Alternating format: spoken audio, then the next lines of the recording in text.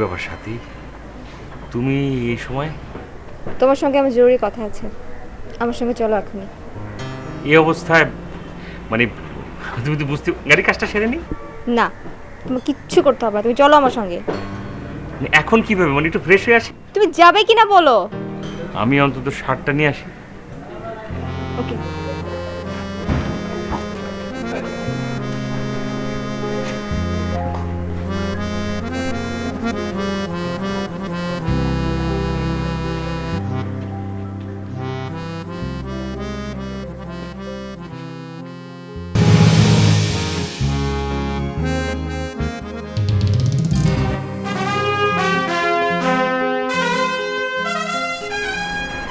পাগলামি করো না সাথী। আমি কোনো পাগলামি করছি না, উল্টাপাল্টা কথা বলো না তো মিলন। আচ্ছা, তুমি ফাইনাল পরীক্ষা দিবা না, এটা পাগলামি স্যার আর কি বলো তো? তুমি না কত স্বপ্নের কথা বলতা, পরীক্ষার পর তুমি ডাক্তার হবা, বলছো না তুমি? আমার স্বপ্ন দেখার সাথে তো তুমি, কিন্তু তোমার আমার মাঝখানে আমার পড়ালেখা আর আমার ডাক্তার হওয়া যদি ব্যবধান সৃষ্টি করে, তো সেরকম ডাক্তার হওয়া আমার দরকার নেই। খালাম্মা আবার কিছু বলছে না? আরে পাগল, তুমি এটা বুঝতেছো না কিসের জন্য? খালাম্মা যেটা করতেছে, যেটা বলতেছে, সবই ঠিক কথা বলতেছে, 100% ঠিক কথা। আচ্ছা তুমি বলো, এই দেশের কোন বাবা মা মাইনে নিব একটা ডাক্তার সুন্দরী মায়ের সঙ্গে একটা গ্যারেজ মিস্ত্রির সঙ্গে সম্পর্ক? বলো তুমি বলো। সেই জন্যই তো আমি পরীক্ষা দেবো না, তাহলেই তো আমার লেখাপড়া আর তোমার ডিগ্রির মাঝখানে কোনো তফাৎ থাকবে না। সাথে এটা তোমার রাগের কথা, তুমি কেন একটা জিনিস বুঝতেছো না? তুমি তো ডাক্তারি পাশ করার পর শুধু তোমার বাবা মায়ের জন্য ডাক্তার হইবা না, সারা দেশের জন্য তুমি ডাক্তার হইবা। তুমি আরেকটা জিনিস চিন্তা করে দেখো, আমাদের দেশে ডাক্তারি পাশ করতে গেলে অনেক টাকা পয়সা খরচ হয়, তুমি কেন সেই সুযোগটা হেলায় ফেলে নষ্ট করবা? তুমি হচ্ছে সারা দেশের জন্য একটা সম্পদ, তুমি শুধু তোমার বাবা মায়ের জন্য সম্পদ না। আমি বলি কি, এই রাগটা তুমি মাথা থেকে ঝেড়ে ফেলাই দাও।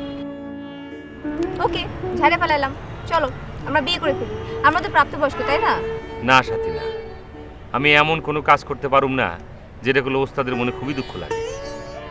কারণ তুমি অন্তত ভালো করে জানো, এই মিলন আজকে মিলন হইতে পারতো না যদি ওস্তাদ না থাকতো। তার চেয়ে বরং আমি একটা কথা বলি, তুমি মাথাটা ঠান্ডা করো। আমি নয়নবার কাছে গেছিলাম, আমি হারে পাই নাই। আচ্ছা কি, নয়ন ভাইয়ের কাছে গেলেই সব কিছু সমাধান হয়ে যাবে তাই মনে করছো তুমি? না না, তুমি আসলে বুঝতে পারো না, ওস্তাদ নয়ন ভাইয়ের খুবই পছন্দ করে, এদিকে নয়ন ভাই আমার খুবই ভালোবাসে। নয়ন ভাই একটা কথা বলে ওস্তাদ কিন্তু রাখবো। পাঠাও পাঠাও তোমার নয়ন ভাইকে, আর আমার মা নয়নকেই আমার জামাই হিসেবে পছন্দ করে রাখো। তোমার সাথে কথা বলা আসলে উচিত না, বুঝছো? ওর কোনো সলিউশন নাই। শোনো সাথী,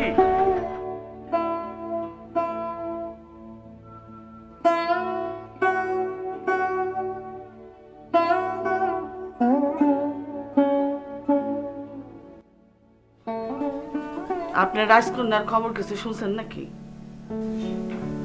কেন, কি করছে সাথী?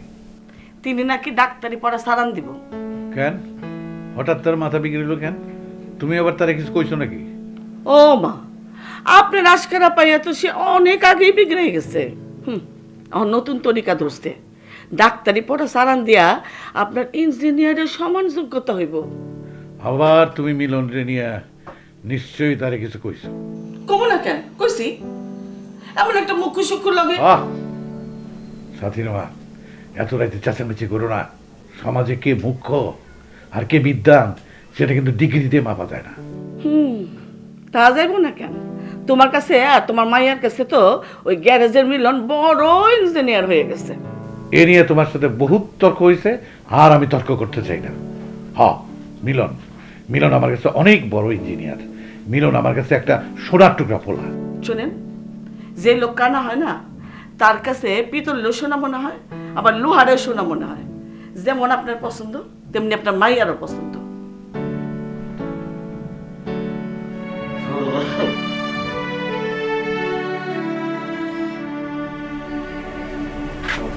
চা খাবেন?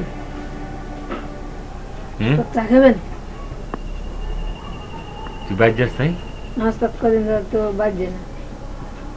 কদিন যাবো তুই বাইর যাস না, গ্যারেজে থাকোস, তোর মা তোর জন্য চিন্তা করে না? নাস্তা মা তো আরেক জায়গায় দিয়ে গেছে।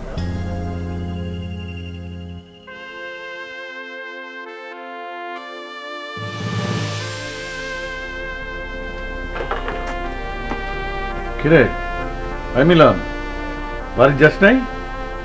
এত রায় দিয়েছে, বাড়ির যাস না কেন? তোরা না কইছি যে সন্ধ্যার পর এনে থাকবি না? তোর মায়ে তোরে নিয়ে চিন্তা করবো না?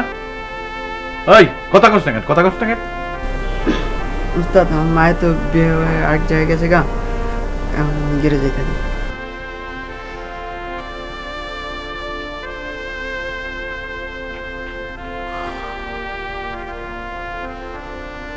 ঠিক আছে, চল, আমার বাড়িতে থাকবি তুই। পোলাপান মানুষ, গ্যারেজে থাকা ঠিক না। আয়। উস্তাদ বাইরে যাবেন না? হ্যাঁ বাইরে যাবেন না?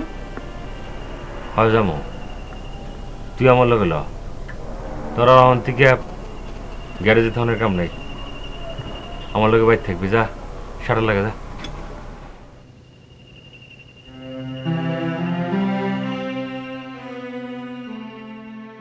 সাথী, ক্লাসে না গিয়া তুই ঘরের মধ্যে বসে রয়েছিস কেন? হ্যাঁ? আমি তো কইছি আমি ক্লাস পড়াশোনা সব কিছুই বাদ দিছি।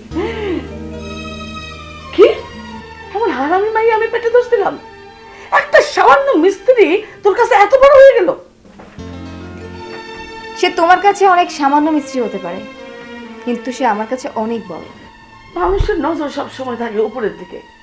মানুষের পোলাপানরা লেখাপড়া শেখে বিদেশে যায়, আর আপনি আপনি কি করলেন?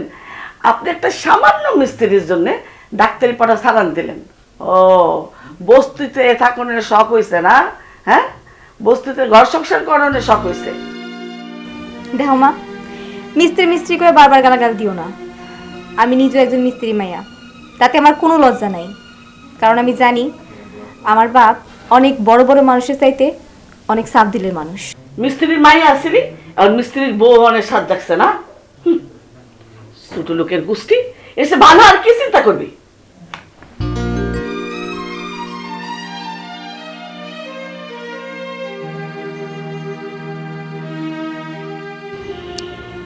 সবই তো শুনলাম মিলন, ঘটনা খুবই জটিল মনে হচ্ছে। আর তাছাড়া বিথিও তো খুব জেদি মেয়ে। সমস্যা তো সেখানেই নয়ন ভাই, বিচি তো কোনো ক্রমে পরীক্ষা দিতে চাইতেছে না। আমি তো এই জন্যই আপনার কাছে গেছিলাম, গিয়ে শুনলাম আপনার নাকি একটা বাচ্চা নিয়ে ঝামেলার মধ্যে আছে। হ্যাঁ, আবু ভাই আমারে বলছে। আচ্ছা, তোমার কি মনে হয় যে আমি বললে চাচি আমার কথা মানবে? চাচির সাথে কথা বলার আগে অবশ্যই আপনার বিতির লোক একবার কথা বলা লাগবে, কারণ বিতির মাথার থেকে এই যে পরীক্ষা না দেওয়ার যে ভূতটা আছে সেটা আপনার শোনার লাগবে। আর আপনার কথা সে অবশ্যই শুনে, বন্ধুগুমির দিয়ে সে আপনার খুবই সময় করে, আপনি বলে শুনবে আমি আপনি। আচ্ছা ঠিক আছে, আগে চলো তো যাই। বিধির সাথে কথা বলার আগে আমি একবার চাচার সাথে কথা বলতে চাই। চলো যাই। চল, তোর মোটরসাইকেল কই? ওই স্যালেন্সের ভাবে একটু ঝামেলা হচ্ছে। তোমার মোটরসাইকেলে সবসময় ঝামেলা থাকে। চলো।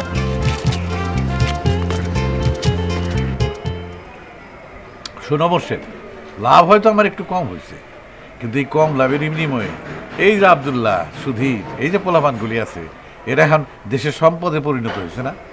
দেশের সম্পত্তির কথা চিন্তা করবো সরকার, আর আপনি যে এত সম্পত্তি বানাইছেন সেটা কি কেউ মনে করবো? আরে ভাই মুর্শেদ, আমি তো নামের জন্য কিছু করি না। নামের আমার দরকার নাই, যা কিছু করি বিবেকের তাড়নায় করি। যেই দিনকাল পড়ছে, দুইটা পয়সা বেশি কামাইতে না পারলে নিজের পোলাপানের দিকে তাকাইবো কেটা? এইবার তুমি ঠিক জায়গায় এসে খাড়া হয়েছো মুর্শেদ, যে আমাগো শিশুগো ভবিষ্যৎকে দেখো, খুব ন্যায্য কোশ্চেন করছো। আমরা যদি সবাই একটু একটু করে সাথ দিয়ে শিশুদের মঙ্গলের কথা চিন্তা করি, তাহলে কি হইব? তোমার শিশুর নিরাপদ হইব, আমার শিশুও কিন্তু সুরক্ষা পাইব। তখন আমাকে শিশুর জন্য আমাকে চিন্তা করতে হইব না, সমাজের সকলেই তোমার শিশুর কথা চিন্তা করব, সুরক্ষা পাইব। সেইটাই ভালো হয় না রে মুর্শেদ? বাবা, আমার একটা বড় একটা ফুটবল লাগবে, একটা ক্রিকেট ব্যাট লাগবে, আর একটা সাইকেল লাগবে। এতগুলো একসাথে লাগবে? হ্যাঁ লাগবে। কবে দিবা বলো বলো? আমরা যদি সবাই একটু একটু করে সাথ দিয়ে শিশুদের মঙ্গলের কথা চিন্তা করি, তাহলে কি হইব? তোমার শিশুর নিরাপদ হইব, আমার শিশুও কিন্তু সুরক্ষা পাইব। তখন আমাকে শিশুর জন্য আমাকে চিন্তা করতে হইব না, সমাজের সকলেই তোমার শিশুর কথা চিন্তা করব, সুরক্ষা পাইব। সেইটাই ভালো হয় না রে মুর্শেদ? শোনো, আজকে গ্যারেজে নয়ন আসছে। কেন নন আসছিল কেন? আহা, একটা কথা তো শুনবা। কথা কর সাথে সাথে সাথে ওঠে। নয়ন কি জন্য আসছিল বলতে দিলাম। বলেন। নয়ন আসছিল ওই আমাকে সাথীর লেখাপড়া এগুলো নিয়ে কথাবার্তা বলার জন্য। বেলটা মনে হচ্ছে একটু লুজ আছে রে। এই ব্যাটারি পানি কি অবস্থা? ওস্তাদ ঠিক আছে। এটা তো এক টাকা স্টার্টনের কথা। তোমার হোন্ডা করে আমাকে একটু কলেজে পৌঁছে দেবে? তুমি হঠাৎ আমার হুন্ডা চড়ার শখ হলো কে তোমার? শোনো, রাগের মাথায় একটা মস্ত বড় ভুল করতে যাচ্ছিলাম। নয়নের সাথে কথা হলো তো আমি বুঝতেই পারতাম না। আমি কেন পরীক্ষা দেব না? আমি অবশ্যই পরীক্ষা দেব।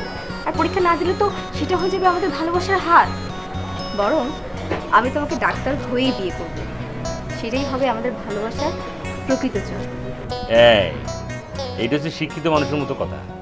এইবার তো বুঝতেছো কেন আমি নয়নবার এখানে গেছিলাম। ওস্তাদ আমার একই কথা বুঝছিল। বুঝেছি, নয়নের ভালো চেহারা হয়েছে। চলো এখন আমাকে কলেজে পৌঁছে দেবে, চলো। তোমার ভাগ্য খুবই ভালো, আজকে কিন্তু আমার হুন্ডা ঠিক আছে। চলো চলো।